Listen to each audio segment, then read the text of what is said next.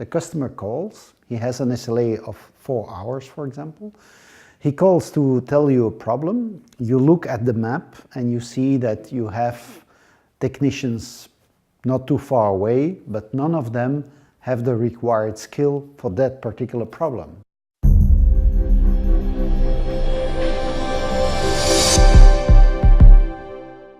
Hi, this is Charles from Odyssey Field Service. Last week I was talking with a customer about service level agreements. What are service level agreements, or SLAs? It's simply that you agree with your customers that if there is a problem to one of his machines, you will respond within a certain amount of time.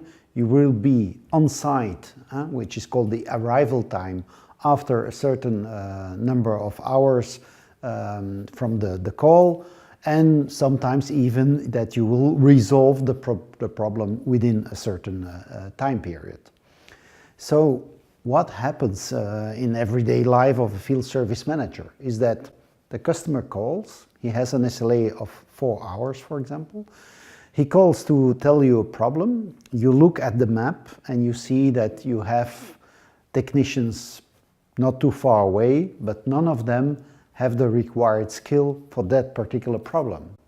So you have to make a decision there as a service manager to say, shall I send my technician that is close by, so I'm within my SLA arrival time, but he has not the right skill, or shall I miss the arrival time but send the technician with the right skill? So very often the service manager will say, I'm sending the technician which has not the right skill but will be on time, so my SLA is respected. The problem is that often the technician cannot resolve the issue, so you have a frustrated technician because he, as a matter of fact, it's in his genes, he wants to solve problems, fix problems. Second point is that you will have to resend a second time a technician, and you are increasing the cost for your company. So while I was discussing with the customer, I was telling him, okay, but why not using an expert in the office?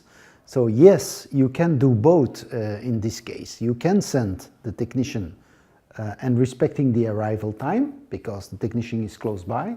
He has not the right skill for this particular job, no problem. You link him with the expert who will guide him from the office how to repair that machine.